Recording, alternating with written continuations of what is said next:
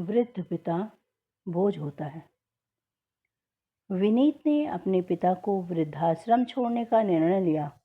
हालांकि यह निर्णय उसके लिए बहुत दर्दनाक था।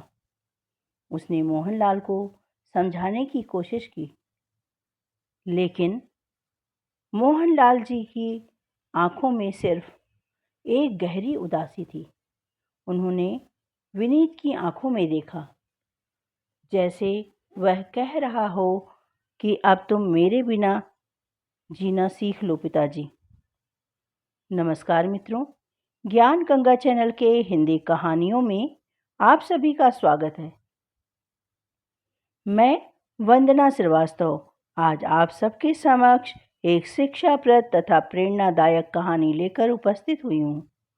दोस्तों, आपने मेरे चैनल को यदि अब तक सब्सक्राइब नहीं किया है तो देर किस बात की, जल्दी से कर लीजिए ना सब्सक्राइब।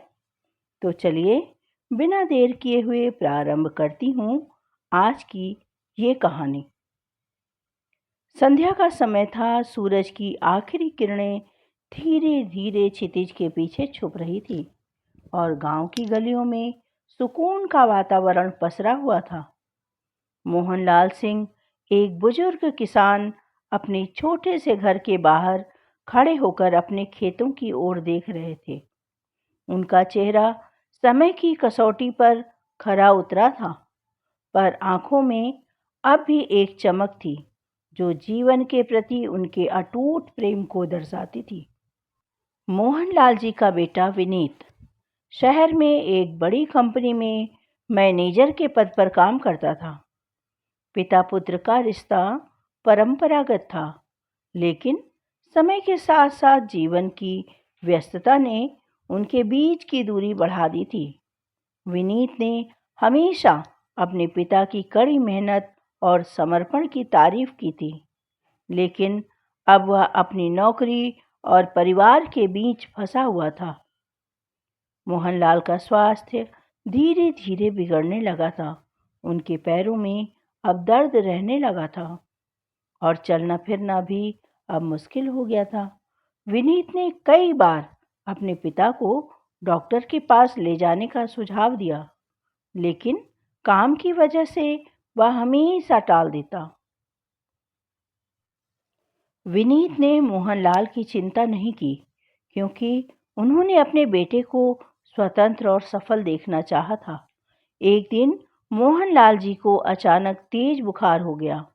विनीत को जब पता चला तो वह तुरंत शहर से गांव लौट आया। गांव की सड़कों पर चहलकदमी बढ़ चुकी थी और विनीत की आंखों में चिंता साफ झलक रही थी। उसने अपने पिता को तुरंत अस्पताल ले जाने की कोशिश की, लेकिन डॉक्टर्स ने बताया कि मोहनलाल जी की हालत बहुत ज़्यादा गंभीर है और समय पर अगर उनका इलाज नहीं हुआ तो उन्हें जीवनदायिनी दवा नहीं मिल पाएगी। विनीत ने घबराते हुए अस्पताल में मोहनलाल जी का इलाज शुरू करवा दिया, लेकिन दिन बीतने के साथ उनकी उम्मीदें फीकी पड़ने लगी।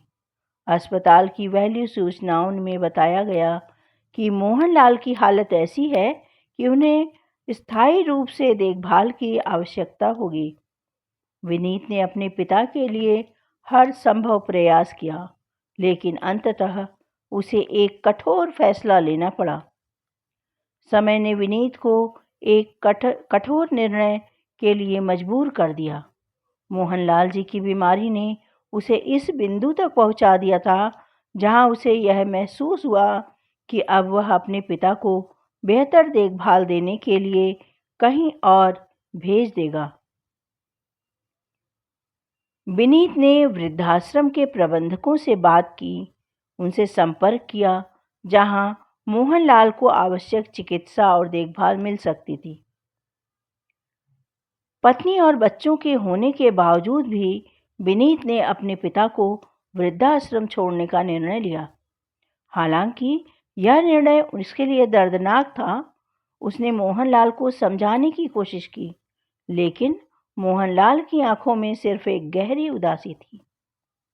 उन्होंने विनीत की आंखों में देखा। ऐसा लग रहा था कि जैसे वह कह रहा हो कि पिताजी, अब तुम्हें मेरे बिना जीना सीखना चाहिए। वृद्धाश्रम का वातावरण भी मोहनलाल जी के लिए अजीब था। वहाँ अन्य निवासी अपने अपने जीवन की कहानियां बयां कर रहे थे, लेकिन मोहनलाल जी की मौनता उन्हें अलग ही महसूस करवा रही थी। उन्होंने अपने कमरे में बैठकर अपने दिनों को याद करने लगे और अपने बेटे की याद में खो जाने का निर्णय लिया। वृद्धाश्रम में मोहनलाल जी का जीवन अब एक नई दिशा ले चुका था। उन्होंने अपने कमरे में खुद को छुपा रखा था। ऐसा महसूस किया। हर सुबह की पहली किरण उनके चेहरे पर पड़ती थी, लेकिन उनकी आंखों में कोई चमक नहीं थी, बल्कि अब एक गहरी उदासी थी। उन्होंने अपने बेटे के शहर में जाने के दिनों को याद किया, जब वह हमेशा उनके साथ समय बिताने की कोशिश करता था। मोहनलाल ने अपने आसपास के अन्य वृद्धाश्रम में निवासियों से बातचीत करने की भी कोई कोशिश नहीं की, क्योंकि उन्हें अपने बेटे की यादें सबसे अधिक सताने लगी थी। विनीत के बिना उन्हें ऐसा लग रहा था जैसे उनका पूरा जीवन ही अधूरा हो। उन्होंने कई बार वृद्धाश्रम के प्रबंधकों से विनीत को देखने की गुजारिश की, लेकिन प्रबंधकों ने विनीत की व्यस्तता का हवाला देते हुए उनकी मुलाकात नहीं करवाई। विनीत की जिंदगी में अब दो बड़ी जिम्मेदारियां थीं। एक तरफ उसका अपना करियर और दूसरी तरफ उसका छोटा सा परिवार। उसकी पत्नी सुमन ने भी कहा कि उसके पिता तो अब बूढ़े हो चुके हैं, आखिर कब तक उनका बोझ हम उठाते रहेंगे। इधर विनीत ने भी हमेशा अपने परिवार को ही प्राथमिकता दी। उसने अपने पिता को वृद्धाश्रम छोड़ने के निर्णय को बिल्कुल सही ठहराया, यह सोचकर कि वहाँ उन्हें बेहतर देखभाल मिल सकेगी, जो घर में उन्हें न मिल पाती। लेकिन समय के साथ मोहनलाल को एहसास होने लगा कि उनके बेटे की व्यस्तता ने उसे अपने पिता की भावनात्मक ज़रूरतों से दूर कर दिया है। लेकिन विनीत ने अपनी जिम्मेदारियों को नज़रअंदाज किया। वृद्धाश्रम में अपने नए जीवन में मोहनलाल ने धीरे धीरे खुद को उस माहौल में ढाल नहीं पा रहे थे। वे बहुत ही व्यथित और उदास रहने लगे थे। उन्होंने वृद्धाश्रम के अन्य निवासियों के साथ भी कोई संबंध बनाने की चेष्टा नहीं की, क्योंकि उनके दिल में तो विनीत के लिए एक अनकहा प्रेम हिलोरे ले रहा था। उन्होंने अपने बेटे के शहर में जीवन की कठिनाइयों को महसूस किया और अपने आप को सांत्वना देते हुए सोचा कि क्या उसे मुझे यहाँ छोड़ने का निर्णय लेना सही था। एक दिन मोहनलाल ने वृद्धाश्रम के पुस्तकालय में बैठकर अपने जीवन की तस्वीरें एक एल्बम में देख रहे थे। उन्होंने अपने बेटे के बचपन की यादों को ताज़ा किया, जब विनीत उनके साथ खेलता था, स्कूल जाता था और आने वाले भविष्य के सपने को साझा करता था। उन यादों ने उनके दिल को छू लिया, जिससे उनकी आंखों में अश्रु छलक आए और उन्होंने यह महसूस किया कि विनीत की यादें अभी उनके जीवन का हिस्सा हैं। वृद्धाश्रम में एक नई सामाजिक कार्यकर्ता, जिसका नाम सविता था, वे आई। सविता ने मोहनलाल जी से बातें करने का प्रयास किया, पर वे उनसे भी बात करना नहीं चाहते थे। बहुत कोशिश करने के बाद अब मोहनलाल जी से सविता की बातें होने लगी। सविता ने मोहनलाल जी की कहानी सुनी और उनके दर्द को महसूस किया। उसने सोचा कि मोहनलाल की कहानी को लोगों तक पहुंचाना चाहिए, ताकि उन्हें यह समझ में आए कि वृद्धाश्रम में रहने वाले बुजुर्ग केवल एक संख्या नहीं है, बल्कि उनकी अपनी कहानियाँ और भावनाएं हैं। सविता जी ने मोहनलाल जी से दोस्ती करना शुरू किया और उन्हें सामाजिक गतिविधियों में शामिल किया। उन्होंने मोहनलाल जी को दूसरों के साथ बातचीत करने और आपसी भावनाओं को साझा करने के लिए भी प्रेरित किया। अब मोहनलाल जी ने धीरे धीरे अपने दर्द को साझा करना शुरू किया। और इससे उनकी मानसिक स्थिति में सुधार होने लगा। सविता ने विनीत के शहर में एक बड़ा सा कार्यक्रम आयोजित किया, जहां उसने वृद्धाश्रम के निवासियों की कहानियां साझा की। मोहनलाल की कहानी भी इस कार्यक्रम में शामिल की गई थी।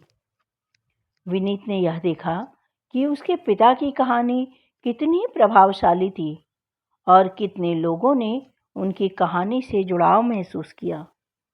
विनीत को यह एहसास हुआ कि उसने अपने पिता को कितना नज़रअंदाज किया था। सच में, मैंने तो उन्हें एक बोझ ही समझा था। उसने सोचा कि अगर उसके पास समय होता तो वह अपने पिता के साथ समय बिता सकता था। पर जब मेरे पास समय ही नहीं है, मैं उनकी सेवा ही नहीं कर सकता, तो मैं क्या ही कर सकता हूँ। फिर उसने सोचा, पर कुछ भी हो, वो है तो मेरे पिता ही ना। यह सोचकर विनीत के दिल में अपने पिता के लिए गहरी शर्मिंदगी और पछतावा हुआ। उसने अपनी पत्नी से भी इस बारे में बात की।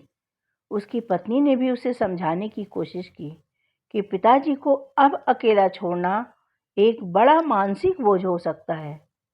विनीत और उसकी पत्नी ने तुरंत वृद्धाश्रम की ओर दौड़ लगाया और अपने पिता से माफ़ी मांगी।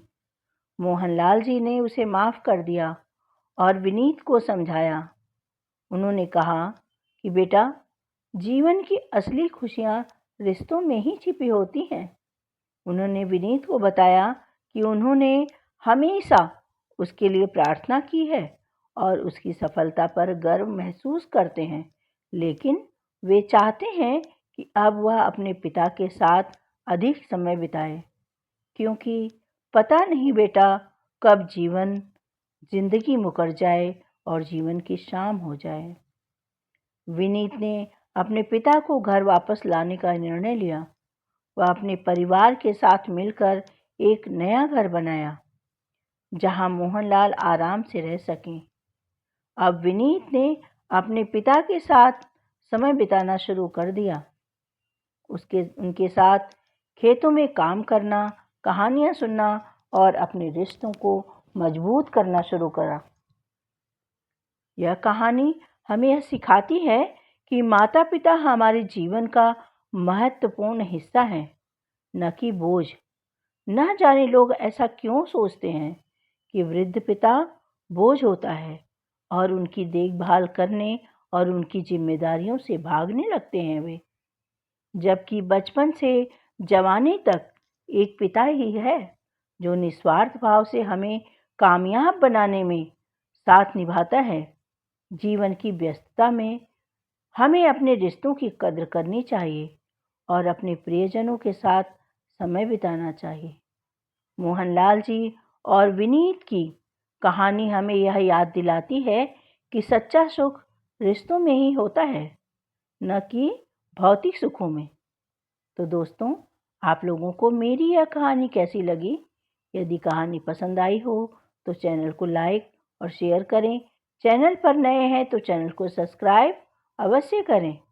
मित्रों, अगर आप सब यह चाहते हैं कि मेरी कहानियाँ आप सदैव ऐसे ही सुनते रहें, तो आप सभी को लाइक और कमेंट्स करना चाहिए, जिससे मैं उत्साहित होकर आप सबके लिए और अच्छी से अच्छी कहानियाँ लिख सकूं। आप लोग और किस तरह की कहानियाँ सुनना पसंद करते हैं, प्लीज़ कमेंट्स में अवश्य बताया करें दोस्तों। मेरे चैनल को सब्सक्राइब अवश्य कर लीजिएगा, जिससे कि मेरे द्वारा सुनाई गई कहानी आप सबके पास सबसे पहले पहुँचे, जिसे सुनकर आप सबसे पहले आनंद ले सकें। और अच्छी से अच्छी कहानियाँ सुनने के लिए आप मेरे साथ जुड़े रहकर मेरा हौसला बढ़ाते रहिए। मेरे द्वारा यह कहानी सुनने के लिए आपका बहुत बहुत धन्यवाद। मित्रों, यदि आप सब यह चाहते हैं कि मैं अपनी कहानी के अंत में आप सबका भी नाम पुकारूं, तो कमेंट्स में अपना और अपनी जगह का नाम अवश्य लिखा करें। दोस्तों, लाइक, कमेंट्स और शेयर अवश्य किया करें, वही मेरा रिवार्ड है। तो मिलते हैं फिर एक नई कहानी के साथ। तब तक के लिए आप मुझे आज्ञा दीजिए। धन्यवाद। बाय बाय दोस्तों।